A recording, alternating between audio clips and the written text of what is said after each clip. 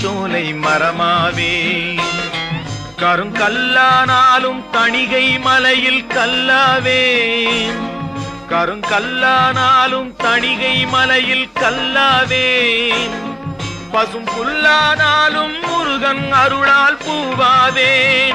நான் மண்ணானாலும் திருச்செந்தூரில் மண்ணாவே. ஒரு மரமானாலும் பழமுதிர்ச்சோலை மரமாவே.